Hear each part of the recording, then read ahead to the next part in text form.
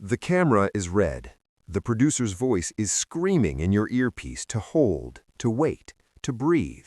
But the blood is pumping so loud in your ears you can barely hear it. You are sitting behind a desk, the bright lights hot on your face, and you have just said something about a 19-year-old boy on national television. Not a politician, not a public figure, a boy, the son of the most powerful and controversial man on the planet. And now, sitting across from you in the green room, visible through the glass, is the boy's older half-sister. She is not smiling, she is not speaking, she is simply standing there, arms crossed, waiting for the segment to end so she can walk onto the set and face you. This is not a debate about policy. This is not a discussion about the budget or foreign affairs. This is something far more dangerous. This is a family matter, playing out in front of millions of viewers, and you have just lit the fuse. What do you do when the bullet you fired ricochets? What do you do when the 30-second soundbite you crafted to go viral suddenly feels like a lead weight in your stomach? This is the story of the moment the political arena became a boxing ring, and the only thing standing between two powerful women was the ghost of a conversation about a child who never asked to be in the room. To understand the explosion, you have to understand the spark. For weeks, the political discourse in America had been dominated by the bizarre and the macabre. The release of the heavily redacted Epstein files had sent the internet into a tailspin, with wild theories and damning implications leaking through the cracks of social media. Representative Jasmine Crockett, the fiery Democratic congresswoman from Texas, known for her sharp tongue and unapologetic progressive stances, was holding a town hall. Or rather, she was live on a stream, addressing the frenzy. She was doing what she does best, cutting through the noise with a scalpel. As she discussed the files, she touched upon the strange dynamic of the Trump family, the public spectacle of Donald Trump, the political maneuvering of his daughter Ivanka, and the quiet, looming presence of the former president's youngest son, Barron. Crockett, leaning into the camera with that specific mix of indignation and incredulity that has made her a darling of the left and a target of the right, began to question the narrative surrounding Ivanka's public persona. She referenced the rumors swirling online, the whispers about Ivanka's role in the family, and the bizarre allegations from unverified documents that painted a picture of a family held together by obligation The rather than staffers in the affection. green room held their breath. They watched Ivanka's reflection in the glass. She didn't move. She just watched Jasmine Crockett fizz her segment, watched her laugh at her own joke, watched her thank the viewers and toss to a commercial break. As soon as the live light died on the studio camera, the silence in the hallway was deafening. Crockett, still riding the adrenaline of the broadcast, was unhooking her microphone when her producer rushed over, face pale. "She's here," the producer whispered. "Ivanka, she's in the building, and she's coming this way." The walk from the green room to the studio is usually a journey of about 30 seconds. For Ivanka that night, it felt like a march to the gallows. Every step echoed on the polished concrete floors. She could feel the eyes of the crew on her, the cameramen pretending to check their equipment, the sound techs suddenly fascinated by their cables. She wasn't just Ivanka Trump, the daughter of the president. Tonight, she was the big sister. There was a narrative that the media loves to push about Ivanka. It paints her as cool, calculating, aloof, a woman who stepped away from the White House to protect her children and her sanity. But what the cameras rarely capture is the fierce, almost primal protectiveness she has for the younger members of her family. Crockett raised an eyebrow.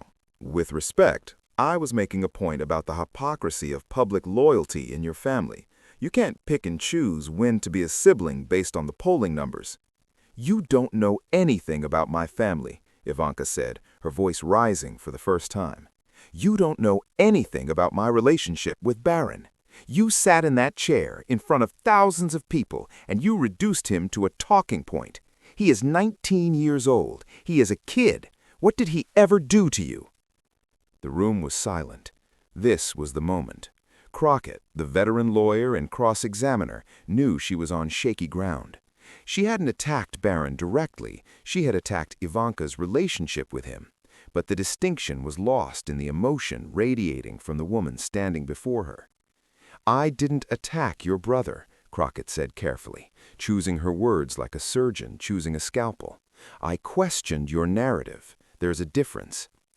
"Bullshit," Ivanka replied, the words sounding foreign and harsh coming from her perfectly glossed lips. "You put air quotes around the word brother. You mocked the idea that I could care about him. You don't get to do that. You don't get to use him to score points against me." And this is where the debate truly begins. This is the fulcrum on which the entire story balances. Because Jasmine Crockett, the politician, believes that everything is political.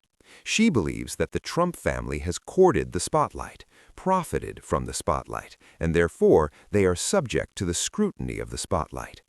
In her view, if Ivanka wants to stand on a stage and talk about women's empowerment and family values, then her family is fair game for criticism. Ivanka, on the other hand, draws a hard line between the public figure and the private individual. She might be a public person, but in her mind, Barron did not sign up for this. He was born into it. "You want to talk about my father? Fine," Ivanka continued, pacing now, her heels clicking against the floor. "You want to talk about his policies, his tweets, his lawsuits? Go ahead. That's your job, apparently. But you sat there and you sneered at the idea that I love my brother. That is not politics. That is cruelty. And you did it for a viral clip." Crockett crossed her arms. "Welcome to the big leagues, Ivanka. You think your father has been kind to the families of the soldiers Behind he called the suckers? scenes, You think Crockett he's been repeated, kind to a the note of immigrants he disdain in ripped her apart voice. at the border? See, You that's want to the lecture Trump me way, on isn't it? cruelty? Private Please. jets, private Don't conversations, you dare equate private me defense. defending my brother The rest of to us defending have to live policy. in the public square. That is a false The rest of us equivalency, have to and you take know the it. hits. My But when one father of is a you public gets official. A scratch, He is suddenly subject to we need public to have scrutiny. a national Barron conversation is a about private privacy citizen. He and has never decency. held a press conference. He has The never debate had tweeted a evolved. political opinion. It was no He is longer innocent about in all Barron of this, Trump. and you It was dragged about him into the nature of mud public because life, you needed the a cost headline. of fame, The and crew the members were hypocrisy slowly of power. backing out of the room. Ivanka This was Trump, no longer a who had spent backstage years disagreement. navigating This the was a highest full-blown echelons of global confrontation. media, Crockett felt took the a deep walls breath. closing She in. realized, perhaps She for the came first to fight time, a bully the depth of the and found landmine herself she had in a stepped on. philosophical She hadn't debate just poked about the bear. privilege. She had threatened the cub. You want to know the difference Let me between ask you you something. and me? Honestly, Ivanka when those asked, memes went stepping around, closer. when the jokes When were made I about see a him kid being the being silent attacked, assassin, or the regardless of who his weird parents one, are, did you ever I speak feel up? sick. Did you I ever don't ask issue if a he statement deserves it. telling your I don't father's ask if his supporters voting to knock record it off? aligns with mine. Ivanka I just see hesitated. a It was kid a micro being hurt. expression, a You flicker saw of a guilt kid that and crossed you her saw face an before opportunity. the mask went back up. That's not That's fair. not the Crockett point. shot back. That her is voice exactly rising the for point. the first Crockett time. pressed, I sensing didn't a crack attack in the him. armor. I questioned You are standing here, I questioned furious why at me you for get a to play passing the comment doting in a sister stream, now a comment when that was you've about spent you, years not playing him. the aloof But when the world socialite was while actually he was coming being for him, eviscerated when the bullying online. was direct If you and want to be the personal, family you were protector, silent. be the You were protector. protecting your Don't brand. just show up when So it makes you forgive look me good. if I find your sudden The outrage a accusation little hung in the selective. air. It was the The crux tables of the had issue. turned. Was Ivanka Ivanka's had come in anger with the moral high genuine ground, sisterly defending love, a teenager or was it from a damage mean-spirited control? joke? Was she But defending Crockett, Barron, with the skill of a or was she seasoned defending the litigator, image had of the shifted the united focus. family She was that the questioning Trump the brand authenticity of relies Ivanka's on? defense. If Ivanka you were going took to a step storm back. into a She studio looked to at defend your Crockett, brother's honor, really looked at where her was for that the first fire time. when the defense was She saw actually a woman needed? who was just as passionate, Ivanka's jaw just as tightened. convinced of her You own don't know righteousness what I've as done any behind member the of her own scenes. family. You don't know the She saw conversations an I've enemy had. who Just wasn't because going I to don't back hold a press down. conference every time You know someone what I says something see? stupid Ivanka on the said internet quietly, doesn't mean fire I in don't her protect voice my dying family. down to a smolder. I see someone who is so consumed by their hatred of my father that they can't see the humanity of a teenager. You sat in that chair and you laughed. You laughed at the idea that I might love my brother, and that is pathetic." "It's not pathetic to question power," Crockett replied, holding her ground. "It's not pathetic to demand consistency. You want to be the matriarch? Fine, act like it. Show up. Don't just show up when the cameras are on you." "I showed up here, didn't I?" Ivanka said, gesturing around the empty studio. "The cameras are off. I'm still here." For a long moment, they just looked at each other. The anger was still there, simmering beneath the surface, but there was something else now. A grudging respect, perhaps, or maybe just the exhaustion of two powerful women who realized they were never going to agree. Ivanka turned to leave. She paused at the door. "He's a good kid," she said, not looking back. "He's smart and he's kind, and he didn't ask for any of this. The next time you need a punchline, find someone else." The door clicked shut behind her. Jasmine Crockett stood alone in the studio, the lights still humming, the empty chairs staring back at her. She looked down at her phone, which was buzzing with notifications. The clip was already viral. #Crockett versus Ivanka was trending. She had won the exchange, according to the early takes. She had stood her ground. She had made her point. But as she gathered her things and walked out of the building, past the security guards who looked at her with new eyes, she couldn't shake the feeling that she had lost something too. But what about Barron? In the days that followed, the 19-year-old remained silent. He was spotted once walking through the campus of NYU, his headphones on, his head down, ignoring the photographers who yelled his name, asking if he had seen the clip, if he had talked to Ivanka. He didn't respond. He just kept walking, a solitary figure navigating the chaos that surrounds his name. Perhaps that is the real tragedy of the story. In the battle between two powerful women, the subject of their debate, a young man trying to live his life, was rendered mute. He was a symbol to Crockett, a shield to Ivanka, and a headline to the media. But to himself, he was just a kid who wanted to go to class without the world dissecting his family's drama. In the weeks that followed, the story faded from the front pages, replaced by the next scandal, the next controversy, the next viral moment. Jasmine Crockett went back to her district, back to her fight for the Senate seat, using the confrontation to rally her base and raise funds. She framed it as standing up to the bullying Trump machine, refusing to be intimidated by the family name.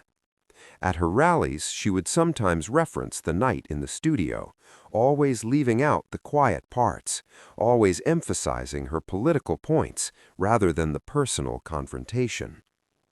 Ivanka Trump, on the other hand, seemed to retreat further. The handbag line was quietly postponed. The podcast episodes became less frequent. Friends said she was spending more time in Florida, away from the New York media circus, focusing on her children and her private life. The woman who had once been a fixture at her father's side, who had dreamed of being the first daughter in the most glamorous sense, seemed to be pulling the drawbridge up behind her. The confrontation with Crockett, some said, was the final straw. It reminded her that no matter how far she ran, no matter how many times she tried to rebrand, the world would always see her as a Trump. And for her siblings, especially the youngest one, that meant the world would always feel entitled to an opinion. The incident left an indelible mark on the relationship between public figures and the families that surround them. It posed a question that has no easy answer.